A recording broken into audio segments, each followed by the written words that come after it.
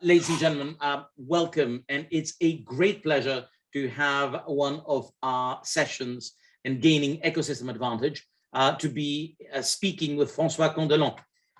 Francois is the global managing director of the BCG Henderson Institute, which is the thought leadership arm of BCG. He's also a managing director and senior partner in BCG, but he's also a dear friend and co-author in a number of different ventures. And I'm delighted to continue working with him on all manner of things. And what we'll be doing over the next 45 minutes is speaking about something that is probably going to explode the buzzer meter. As if ecosystems were not buzzy, we took AI and you put them together. Now, there's a reason that these go together. It's not just that we're trying to see whether we can max out to everything that is hot.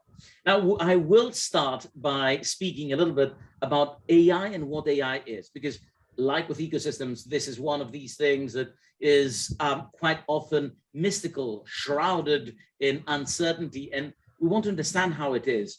But I will then move on to something that Francois has worked with. And actually, I've worked with Francois and some of his colleagues in the Henderson Institute in understanding the ecosystem of AI in the sense of the groups of firms that take particular roles and activities and that collaborate with others.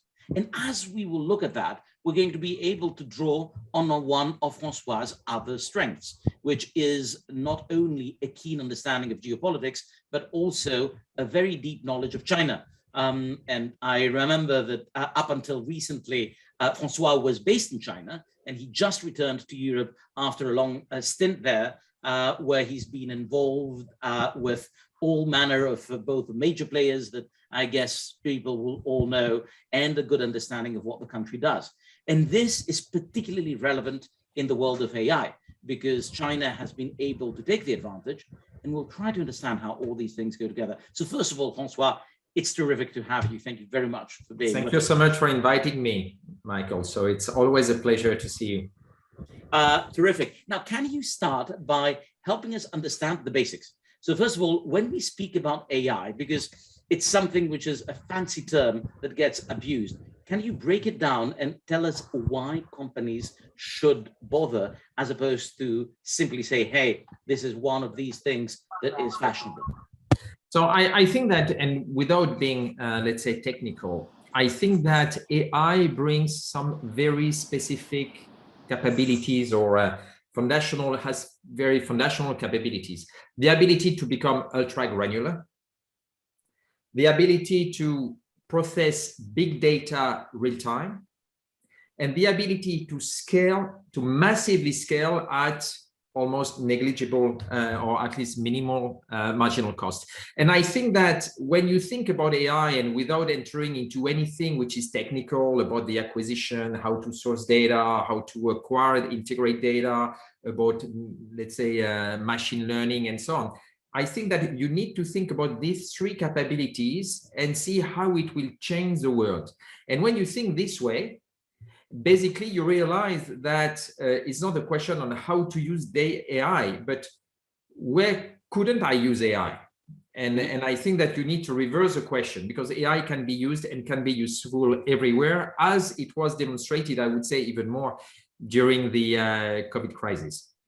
Absolutely. So when we speak about AI, and I think that people may understand that AI is, well, it's a very advanced form of computational statistics, understanding what patterns are, using them to either predict something or to be able to customize, a very important feature of AI. And people intuitively say, well, okay, that probably requires some access to data and some technology. Now, it seems, though, that there are significant differences in terms of the AI adoption in different countries. Now, before we enter the question of the ecosystem, can you give us a sense at a high level, why do we see different ways in which AI gets deployed in different blocks geographically? And I think that this point is very important, because very often we look or we consider AI as if it were global, like it is a general purpose technology, yes or no, we can debate it, but I think that it's more and more culturally different. And we can see at least 3 and maybe 4 types of countries. We have probably the US, where I would say we are facing a massive Schumpeterian creative destruction model, where there is limited adoption by the traditional companies and they are overwhelmed by AI native ones. You have Europe, where the traditional companies are trying to really see and increase their adoption and become more, let's say, relevant and try to do it in-house. And you have China, where you have an ecosystem which is much more sophisticated, with the government really pushing AI companies and creating a context that will push AI companies, help traditional companies get access to AI. So there, the objective is really to drive the adoption. And we did, let's say, a survey jointly with MIT. And what we found, covering more than 5,000 executives across the world and so on. And what we found is that the adoption of AI by traditional companies in China was more than twice as high as the one in Europe and in the US. And when you know that because AI, you have a feedback loop, and therefore adoption, creating data, training AI models, basically this feedback loop can have an impact on innovation. This is something that might be extremely important. I would like maybe to use just one sentence. So Michael Porter used to say that the competitiveness of nation was made of 2 things: the ability to innovate and the ability to upgrade, or let's say to adopt innovations. Then what we see in China might be extremely important. Right. So let me try to unpack it, because there's a lot of things that you covered. The first thing that is important is that AI is foundational and allows innovation to happen. Let's park that, because I want to go into that in a moment. The other thing that you mentioned is that there are these international differences in terms of the way that AI works. Now, let me try to clarify that, because this, again, to me, seems to have 2 different components. One of the components that I heard you say is like, look, people in China, for instance, may have a very different attitude in terms of both they think data is problematic or not, or how you should use data, and because of the way that the government and the companies interact. Now, the first one is straightforward. Actually, to illustrate it, I'm thinking about a story. I think last time that we met in Hong Kong, it was coming from Shenzhen. And between Shenzhen and Hong Kong, there is this express train that takes you from one to the other. And they have a ticket, and I had a ticket, and you check it about 3-4 times when you go out. And I thought it was done. I was exiting towards Hong Kong, and they're like, now you need to surrender the ticket. I said, oh, I'm sorry, I dropped it, but you can find me on the system. I had some Chinese friends with me who were accompanying me in the trip from Shenzhen to Hong Kong. And then the lady said, the guard said that if you do it more than a couple of times, you will no longer be able to find seats in the Shenzhen Hong Kong ticket. So there was an unwritten law, and people were comfortable with the idea that Mr. Jacobides, because he always loses his tickets, does not respect it. So he will find that there is an impact of the pattern that his behavior creates, which then enters the system. And for my Chinese friends in mainland China, they're like, yeah, that's normal, because your behavior is socially irresponsible, so you can't expect to have the benefits. In Europe, people would go absolutely ballistic with the idea that something of that sort would happen. And we see that in how the Chinese may respond to the use of technology in order to do things like social rewards and so on and so forth. So there is one thing which is cultural. How do we think about information? Is it okay for other people to make money from it? Is it okay for the state to regulate its affairs? This is one thing. And I get that this is very important. And there are some deep philosophical differences in terms of how the Chinese, the Europeans, and the Americans think about information and the way to benefit from information. But in addition to that, and I saw that you wanted to also jump in on this, you mentioned that there is another difference, not only on what do we think as individuals and also relatedly as business people or as the people who run a province and who can use information in order to improve, but also discriminate, an important point. And we have differences in what exactly we want to do. So we're starting with a different attitude towards this technology. So in addition to this, which is a reality, you also said that there is something on how the government and the companies interact. And I'd like to understand that, but I think that you also wanted to have another point. No, I wanted to say, because the example you gave, which is a true one and something that that can be really shocking. And I was shocked by two things in China: the fact that it was proposed and the fact that among my Chinese friends, there was no reaction at all. But I would say that it can be done in a positive way. And because when you consider, for instance, healthcare and giving your private data to a healthcare system, I think that it is seen much more positively in China, not just because it's fine to give your private data, but because the benefit versus the risk is much higher. China is a country where you have the first, the second, and the third world. And when you go to Western China, basically you don't have many good doctors. And here with AI, by giving your private data, you can get access to a much better diagnostic. So I want to say that we should, the reason why it is really it is considered in China as very important to share that is because, first of all, they've been, let's say, accustomed to give their data on one side, and because the benefit versus risk is much higher there as it is a developing country. So and they have seen the fruit of the benefit as well. And they're like, hey, look at the difference AI can make. I like it. Yeah, and this is why I think it's something we need to keep in mind moving forward, and as we think about regulation, for instance, in Europe as well, about, okay, of course we need to be very careful, but we need to be careful not to be too careful, and to benefit from AI, because after all, AI is just a technology, and this is what we do with it, which is important. So in a way, you're telling us that China was in a good state to create not only an acceptance, but a benefit from the acceptance of this new technology. Absolutely. And it had a scope where it could develop and showcase. It was a fertile land where for a country that did have a number of issues that were behind, it could leapfrog. And what we're now seeing is the result of it saying, hey, it's useful, it works, and sure, I may have a different attitude, and that helps as well, but now I can be at the forefront of this new technology, which, by the way, is partly what is driving the technology wars that we're seeing right now between the US and the EU and China. There's another thing, though, and the other thing is perhaps even more relevant. And it is what you were saying about the different role of the government and the different role of firms. And the reason that I'm saying that it's more relevant is that cultural features are what they are. You're not going to change how people think individuality in a Confucian country versus, me being Greek, and something that comes from a much more atomistic perspective of the world, and with a political history of Europe and the way information was used. It is what it is.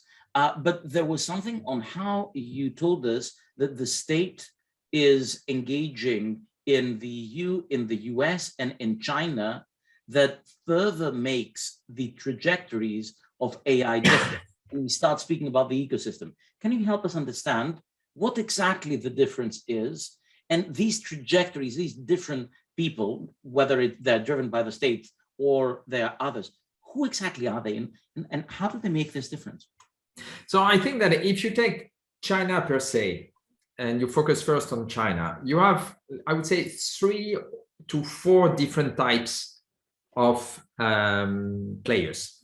And what we need to understand is that as China wants to become an advanced country, they realize that AI is a critical element. And therefore, the government is doing all what it can to make sure that China will be extremely advanced in terms of AI, or even the leader on AI. This is what they aspire to. Because they see, as I said, all the benefits, and they know it can happen. And this is why, for instance, in 2017, they decided to have a few giants, so AliBaba, Tencent, Baidu, let's say iFlyTech and Senstein, each of them to try to create ecosystems or make sure that you would see on each of their, let's say, the critical elements of AI, natural language processing, image recognition, autonomous vehicle, and I cannot remember the last one, to say, okay, you create ecosystems and you make sure that you push for the adoption of AI. And but in a way that would create competition. So they did that in 2017.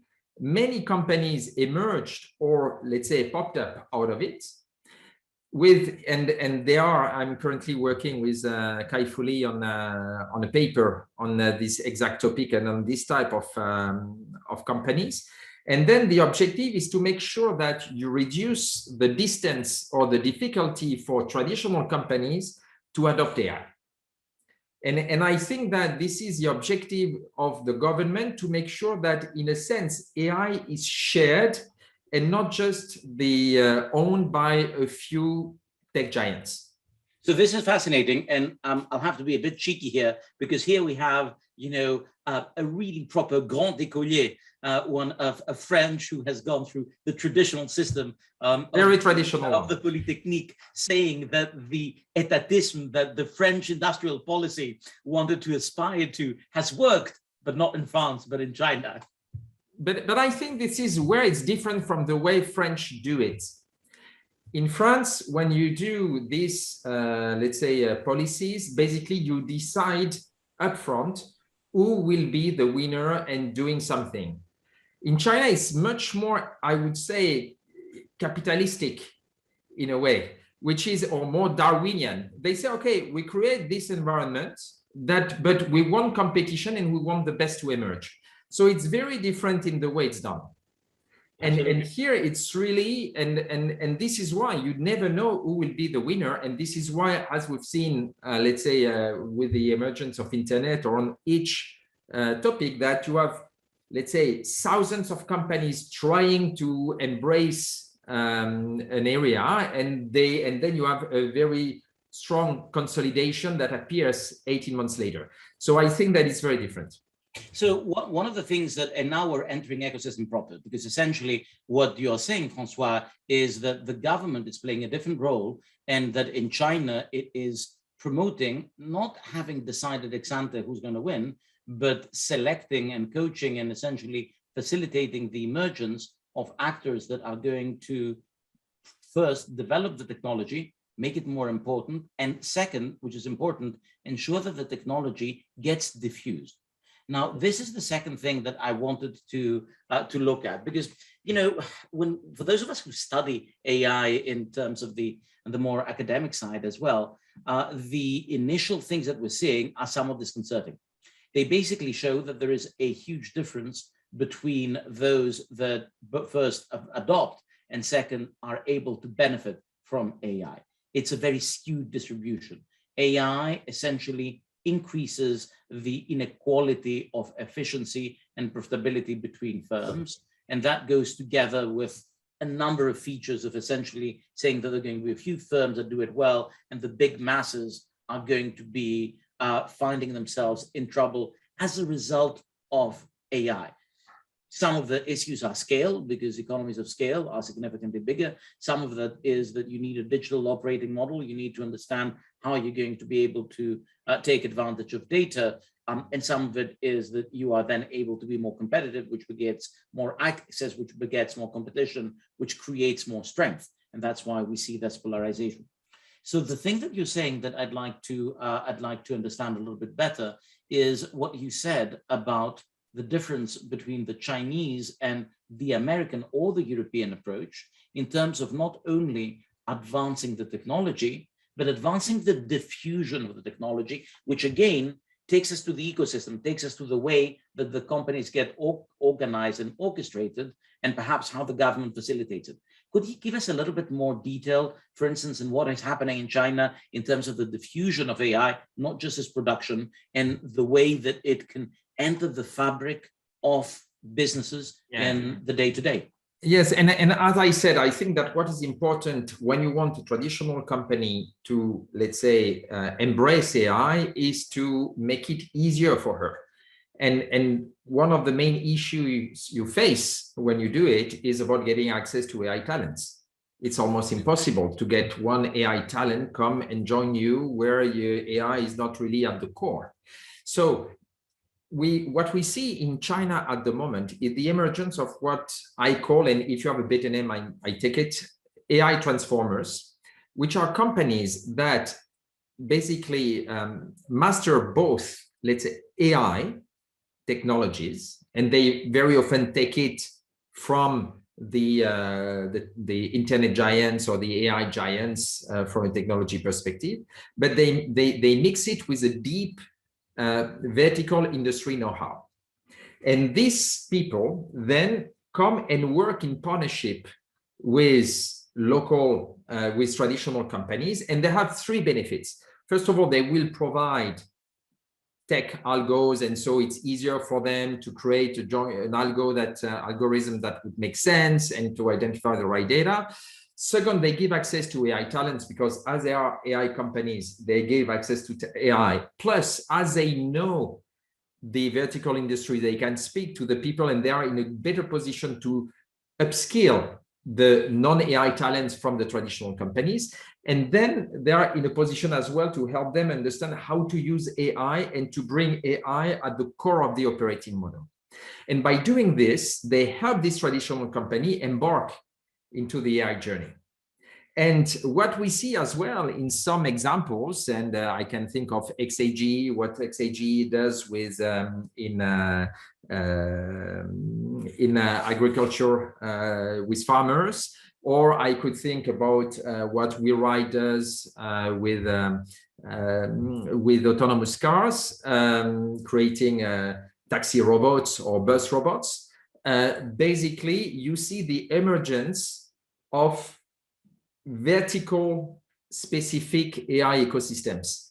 Because these companies are actually able to gather, they don't do it just for one traditional company, but really for many traditional companies. And there is a virtuous element because the more you share data, the better you are able to train and to advance. And therefore, these companies are actually working all together. And even a traditional company like Baosteel, which is one of the leaders in the steel industry, has created, let's say, an AI transformer for the steel industry, and that is now gathering several steel companies and really making it in a very, I would say, competitive way. It doesn't mean that there is no competition anymore, but that there is a way to share data and to benefit from the from AI for the entire industry. Therefore, it upskills an entire industry. Okay, so a couple of things for us to consider for here. The first thing is when we're speaking about AI, we don't only mean the deep research that creates the mathematical algorithmic principles that are these predictive models. That's what AI really is, a bunch of ways that you are trying to understand and predict behavior. But what you're saying is that the critical difference, and that's what the research is increasingly showing, even in terms of the deeper science, i.e. when you speak with the computer scientists who are involved in creating AI, that the context understanding is at least as important as the generic skills. And that the difference when you go to the level of applications and you speak to the people who are on the ground making AI models, is that it isn't about something that you can apply to predicting both breast cancer and metal fatigue, but it really is being able to know the vertical. And now what you're saying is, what the Chinese have done, which does not appear to have happened in the same speed in other countries, is that they have built an ecosystem with these players who are able to take this fact, i.e. that you need this, and that have created this new intermediary function that allow them, A, to become better, but B, equally important, to ensure that companies can start being upskilled. That, though, requires that the companies are also interested in adopting AI. So let me turn to this question, because one of the challenges when you're looking at the AI ecosystem is also for those who are going to be shopping. And the number of companies, and I'm sure you speak to more boards than I do, a number of boards say, oh, yes, we need AI, and it's important for us to do so.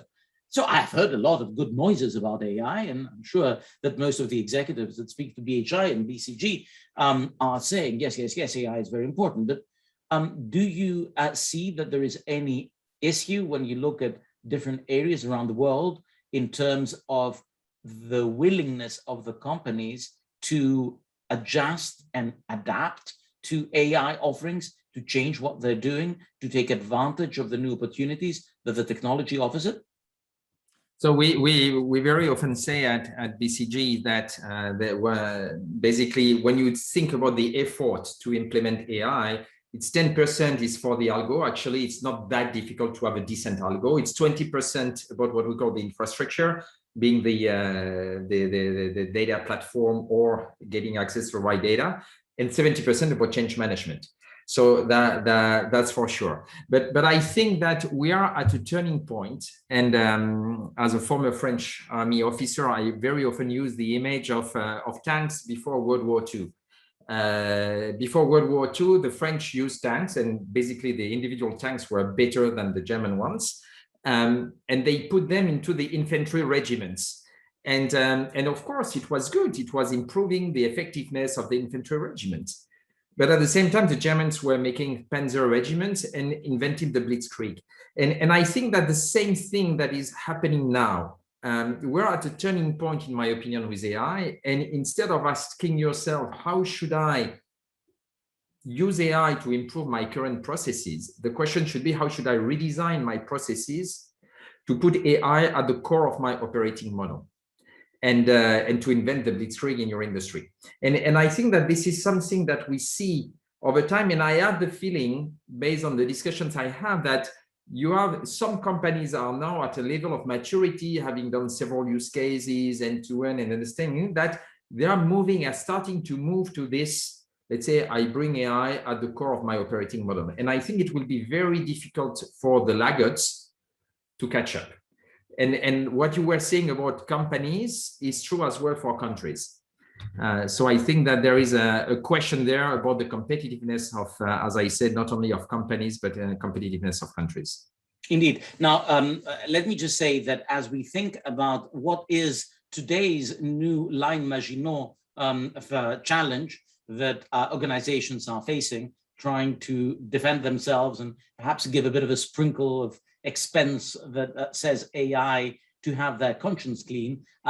If you have questions for Francois, shoot them, put them in the chat box, and we'll be delighted to respond to them. But now you're starting to move from the what are the differences and how does AI work to what does it mean for me?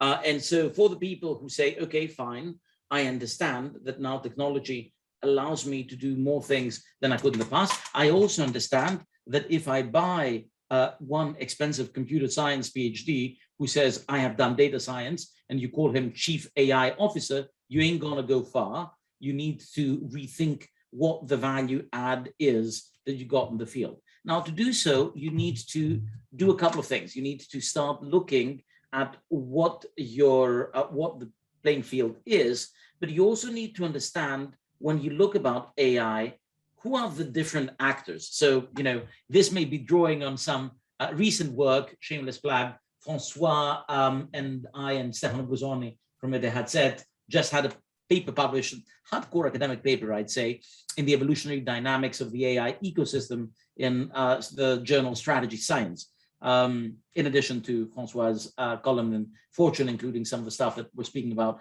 that was in common articles or other things that he's involved in, where we looked at the different roles and why they're important. Can you give us a bit of a sense of the people who play in AI? Who are they? So now I'm looking at it from a corporate standpoint. I'm like, give me what it boils down to. Can you give us a brief guide into the magic world of AI if someone wants to engage in it? No, but I think that basically you need to look at, you have AI enablement, AI production, AI consumption. And for enablement, of course, there are many things about the infrastructure. You have the hardware infrastructure, you have the computing tools and so on. And there you have many companies working there. Then you have, let's say, the production, and you have many, I would say, AI libraries that will help people. We will see that then develop offers and algorithm. And here for the production, it's really about the algorithm. It's about the visualization. It's about the AI platforms as we see that. And then you have the AI consumption. And this AI consumption is about the usage and diffusion of AI. And what we see is the fact that, especially in the West, more and more you have, let's say, large tech giants.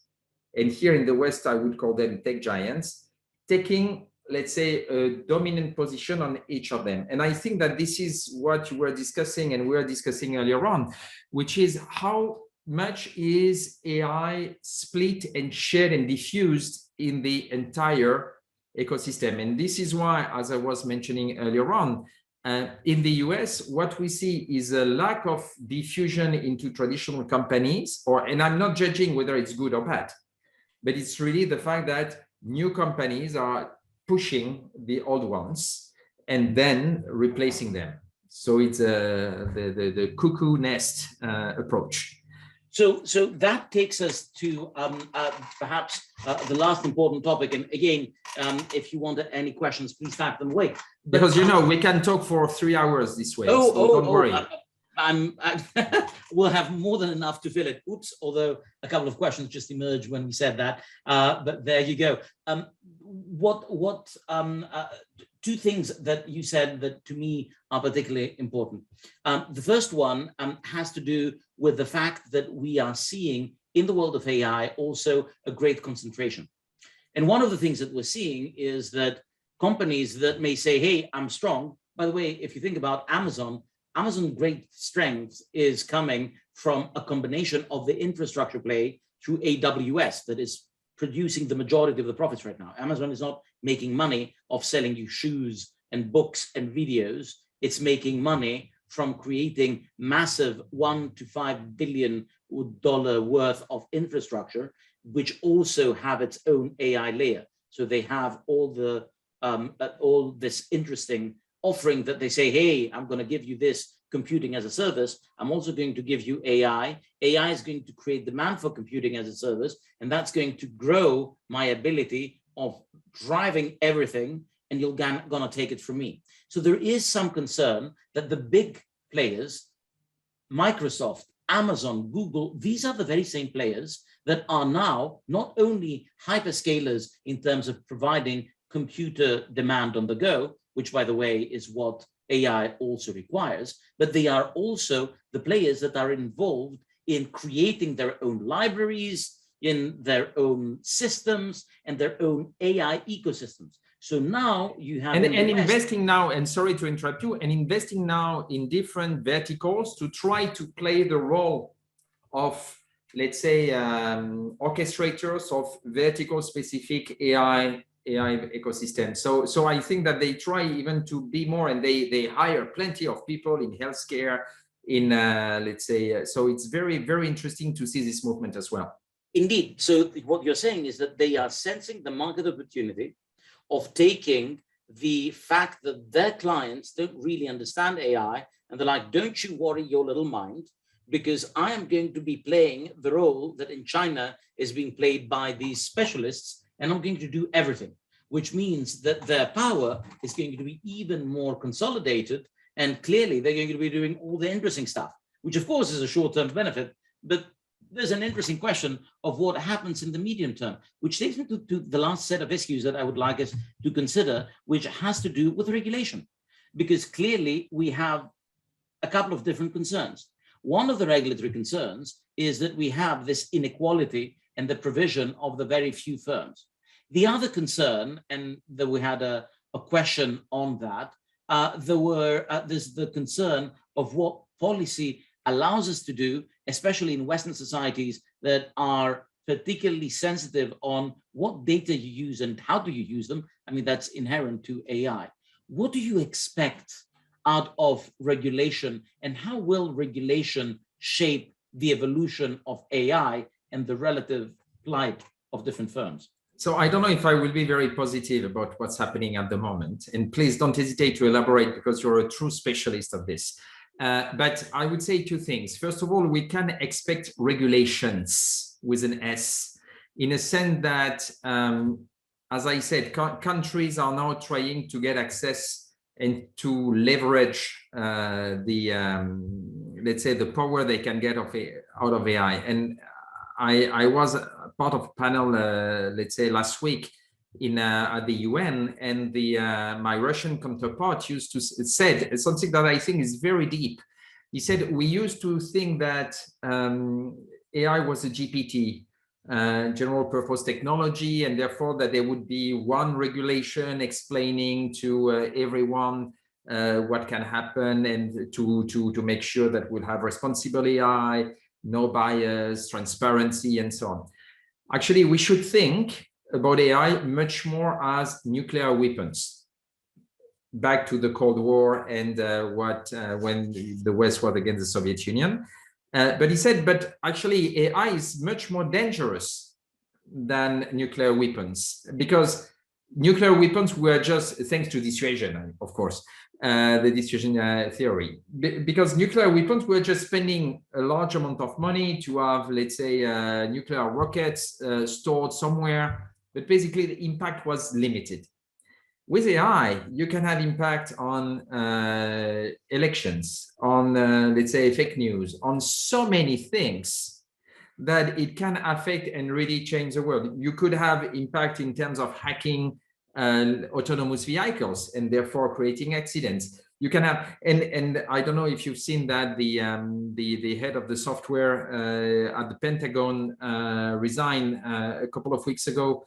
And is he right or wrong? I don't care. But what it shows is that AI is now becoming something extremely serious, in a sense that all regulations, in my opinion, will have impact to create, or at least in the US and in China, Europe being a different animal, to leverage AI to make it, let's say, to make these countries more powerful.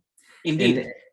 Indeed. And I think that we are probably heading to a number of different regulations. And I think that it is useful to separate between them. One of the things that you mentioned is security. And security there is paramount, because AI could essentially create loopholes that would allow destabilization to happen at a massive level, both in terms of products and in terms of the way society operates. And this is very important, both because AI is going to be integrated in products and because the micro-targeting of individuals can change the way that individuals respond, which changes the way that society ends up behaving. The second thing is privacy. Privacy is different from security, and it is something that I wanted to raise, because we have also a question from Fabien, who's saying that privacy was recognized in one of the human rights, and then is a trade-off. And how should we think about it in the context of AI? And that may relate to the differences between China and Europe. So let's sort of hold on that. But in addition to that, you also have AI and the question of dominance, of the competitive dominance, access or not access, all the issues that we're speaking now in terms of the big tech giants. And finally, which is more where the policy is going, it's plausibility. What I see, having spoken with a couple of the people that are looking at AI regulation in Europe, is that there's also a desire to have a simple storyline which shows how AI is going to be more digestible, more plausible. And it's all this thing about the black boxing and so on and so forth, often associated with the discrimination concerns that go with them.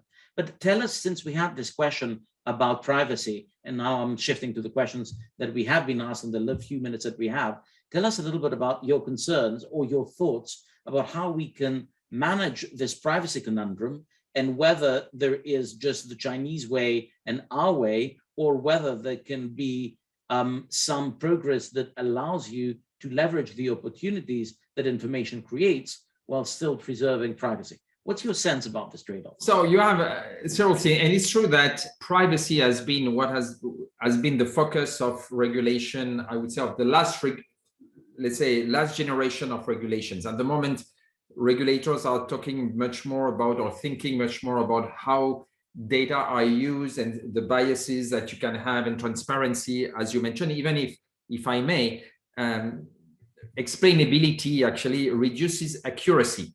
So you have a trade-off there, because these black boxes are actually better than the more explainable, the less accurate. So you have a trade-off there that is not easy to solve.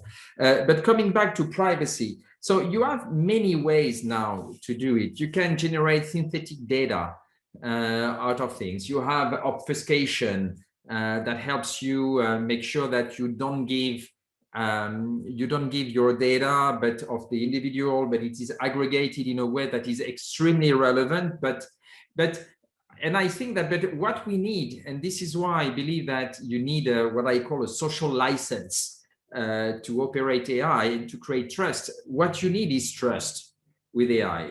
And I think that to create trust with AI, you need not only the responsible AI, the things about fairness, transparency, but you need to articulate, as I was saying earlier on, the benefit risk trade-off extremely clearly, and it needs to be extremely positive if you want to be able to create. And then the companies or the countries that will use your data and so on need to be seen as trustworthy, needs to appear as being, let's say, accountable for what they do. And this is only when you have these elements, and this is not just about regulation. It's about really making sure that people are okay to adopt AI. And I think that's something which is very important, because AI can help us a lot.